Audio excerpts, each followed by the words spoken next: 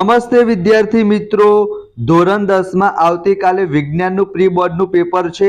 હું તમને ગેરંટી સાથે કહું છું, આજનો વિડીયો તમે જોઈ લીધો એનો મતલબ મિનિમમ તમારા 50 માર્ક્સ પાક્કા થઈ જશે। આજે આપણે શું જોવાના છીએ? વિભાગ ડી ના મોસ્ટ ઇમ્પોર્ટન્ટ પ્રશ્ન ટોટલ વિભાગ ડી 20 માર્ક્સમાં પૂછાશે। એના માટે માત્ર તમારે 2 ચેપ્ટર કરવાના છે, બીજું ચેપ્ટર અને પાંચમું ચેપ્ટર જૈવિક ક્રિયાઓ। બે પ્રશ્નો પૂછાશે એટલે તમારા 16 માર્ક્સ પાક્કા થઈ જશે। અને બીજા બધા ચેપ્ટરમાં વિભાગ બી અને વિભાગ સી ના પણ મોસ્ટ ઇમ્પોર્ટન્ટ પ્રશ્ન આજે હું તમારી સાથે શેર કરીશ, તો વિડીયોને અંત સુધી જોજો। એટલા જ પ્રશ્ન તમે કરશો ને તો પણ મિનિમમ તમારા કાલના પેપરમાં 50 કરતાં વધારે માર્ક્સ આવી જશે। તો સૌથી પહેલા જે તમારું બીજું ચેપ્ટર છે એસિડ બેઝ અને ક્ષાર, 10 માર્ક્સનું ચેપ્ટર છે। વિભાગ ડી માં 2 પ્રશ્નો પૂછાશે। કયા પૂછાશે લખીને રાખજો વિદ્યાર્થી મિત્રો। ટોટલ 5 બનાવટ તમારી પરીક્ષામાં આપેલી છે। ધોવાનો સોડા, ખાવાનો soda, plaster of Paris, sodium hydroxide, એ તમે કરી દેજો વિદ્યાર્થી મિત્રો। એનામાંથી એક બનાવટ અને ઉપયોગ 4 માર્ક્સમાં તમારા કાલના પેપરમાં 100% પૂછાશે। એના સિવાય વિદ્યાર્થી મિત્રો અહીંયા જે પહેલા નંબરનો પ્રયોગ છે એ પણ મોસ્ટ ઇમ્પોર્ટન્ટ છે। હાઇડ્રોજન વાયુ જ્યારે ઉદ્ભવશે એને તમારે આકૃતિ સહિત દર્શાવવાનો છે। દાણાદાર ઝીંકની સલ્ફ્યુરિક એસિડ સાથે પ્રક્રિયા, તો આ પ્રશ્ન તમે કરી દેજો, બરાબર। એના સિવાય વિદ્યાર્થી મિત્રો જે પણ હું સ્ટાર કરું એ તમે કરી દેજો। એના સિવાય આ પ્રશ્ન પણ તમારી પરીક્ષા માટે મોસ્ટ ઇમ્પોર્ટન્ટ છે। પીએચ માપક્રમ વિશે તમારી પરીક્ષામાં પૂછાય અથવા દૈનિક જીવનમાં પીએચ નું મહત્વ, બરાબર, એ મોસ્ટ ઇમ્પોર્ટન્ટ પ્રશ્ન છે, તમે કરી દેજો।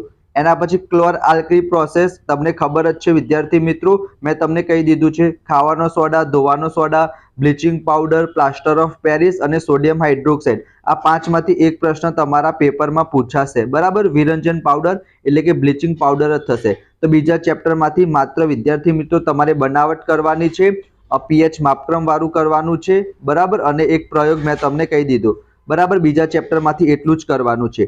જો આપણે ત્રીજા ચેપ્ટરની વાત કરીએ વિદ્યાર્થી મિત્રો, તો અહીંયા તમારી સામે પ્રશ્ન દેખાતા હશે। હું તમને એવું કહું છું કે વિભાગ બી અને વિભાગ સી માં પણ આ પ્રશ્ન પૂછાઈ શકે છે। તો સૌથી પહેલા આ મિશ્ર ધાતુ વાળો તમે કરી દેજો, એ મોસ્ટ ઇમ્પોર્ટન્ટ પ્રશ્ન છે। એના પછી થર્મિટ પ્રક્રિયા, આયનિક સંયોજનના ગુણધર્મો, એ તમે કરી દેજો। આ પહેલો પણ સારો પ્રશ્ન છે। કોપરના વિશુદ્ધિકરણની વિદ્યુત વિભાજન પદ્ધતિ આકૃતિ સહ વર્ણન કરો, તો પહેલો, બીજો, ત્રીજો આ મોસ્ટ ઇમ્પોર્ટન્ટ પ્રશ્ન છે। એના સિવાય એક પ્રશ્ન તમારા કાલના પેપરમાં પૂછાશે, ધાતુ અને અધાતુનો તફાવત તમારી પરીક્ષામાં પૂછાઈ શકે છે। ભૌતિક ગુણધર્મોનો, રાસાયણિક ગુણધર્મોનો અને એક વિદ્યાર્થી મિત્રો અપવાદ વાળો છે। આ મોસ્ટ ઇમ્પોર્ટન્ટ પ્રશ્ન છે, એ તમે કરી દેજો, બરાબર। ત્રીજા ચેપ્ટરમાંથી વિદ્યાર્થી મિત્રો તમારે માત્ર આટલું જ કરવાનું છે। એના પછી ચોથા ચેપ્ટરની અંદર આપણે વાત કરીએ તો ચેપ્ટર તમે સ્કીપ કરશો તો પણ વિદ્યાર્થી મિત્રો ચાલશે, પણ જો તમારે કરવું હોય તો તમે સાબુનીકરણ કરી શકો છો, બરાબર, એ તમે કરી દેજો। એના પછી તમારું એસ્ટરીફિકેશન છે, બરાબર, એ પ્રશ્ન પણ તમારે કરવો હોય તો કરી દેજો। એ એસ્ટરીકરણ જેને આપણે ગુજરાતીમાં કહીએ છીએ, અને એક આ સમઘટકો વાળો પ્રશ્ન, બરાબર, આ તમારી પરીક્ષામાં પૂછાઈ શકે છે। બાકી તમે ચોથું ચેપ્ટર સ્કીપ કરશો તો ચાલશે। એક આ સાબુ વાળો પ્રશ્ન, સાબુ અને પ્રક્ષાલકોનો જે તફાવત છે, સાબુની સફાઈ ક્રિયાવિધિ અને ક્રિયાશીલ સમૂહ વાળો, બરાબર, જેથી તમારે એમસીક્યુમાં પણ વાંધો ના આવે। ચોથા ચેપ્ટરમાંથી માત્ર આટલું કરવાનું છે। જો પાંચમા ચેપ્ટરની વાત કરીએ તો પાંચમું ચેપ્ટર તમને ખબર જ છે કેટલું વધારે વેઇટેજ છે, તો એના હું તમને મોસ્ટ ઇમ્પોર્ટન્ટ કહી દઉં। એક આ પાચન તંત્ર વાળો, શ્વસન તંત્ર વાળો, ઉત્સર્જન તંત્ર વાળો, બરાબર, એ ત્રણમાંથી તો 100% પૂછાશે 4 માર્ક્સમાં। તો એક આ પાચન તંત્ર વાળો તમે કરી દીધો। એના પછી આ શ્વસન તંત્ર વાળો તમે કરી દીધો। એના પછી એક આ હૃદય વાળો તમે કરી દેજો। મનુષ્યના હૃદયમાં રુધિરનું પરિવહન અથવા તો હૃદય, આ તમારી પરીક્ષામાં પૂછાશે। એના સિવાય આ એક ઉત્સર્જન તંત્ર અથવા તો મૂત્રપિંડ નલિકા, એમાં ઉત્સર્જન તંત્ર વાળો મોસ્ટ ઇમ્પોર્ટન્ટ છે, બરાબર। એના પછી છઠ્ઠા ચેપ્ટરની અંદર આપણે વાત કરીએ, વિભાગ ડી માં નહીં પૂછાય પણ બી અથવા સી માં પૂછાઈ શકે છે। એક આ ચેતાકોષ વાળો કરી દેજો અને માનવ મગજ, બરાબર, આ બે મોસ્ટ ઇમ્પોર્ટન્ટ પ્રશ્ન છે તમારા છઠ્ઠા ચેપ્ટરમાંથી। સાતમા ચેપ્ટરમાં તમે જોવા જાવ તો આ પુરુષનું પ્રજનન તંત્ર, માદા પ્રજનન તંત્ર, છોકરા છોકરીઓમાં કયા પરિવર્તન જોવા મળશે, આ 3 મોસ્ટ ઇમ્પોર્ટન્ટ પ્રશ્ન એ તમે કરી દેજો સાતમા ચેપ્ટરમાંથી। આઠમા ચેપ્ટરમાં વિદ્યાર્થી મિત્રો લિંગ નિશ્ચયન વાળો તમે પ્રશ્ન કરી દેજો।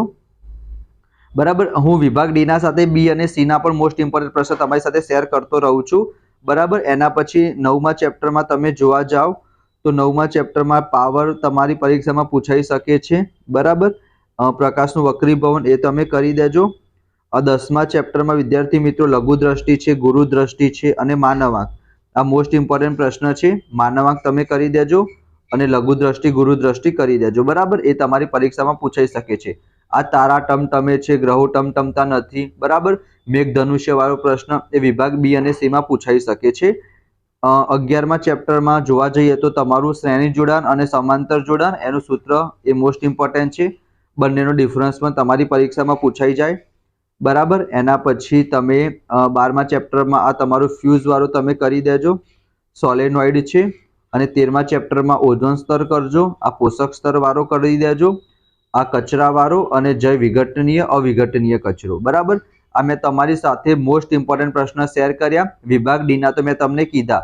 બીજું ચેપ્ટર, 5મું ચેપ્ટર, એ 2 ચેપ્ટર કરશો તો પણ તમારું વિભાગ ડી આખું કવર થઈ જશે. બરાબર. 4 પ્રશ્ન કવર થઈ જશે. પણ એના સિવાય મેં બીજા બધા ચેપ્ટરના પણ મોસ્ટ ઇમ્પોર્ટન્ટ પ્રશ્ન જે બી અને સી માં પૂછાઈ શકે છે એ પણ કીધા.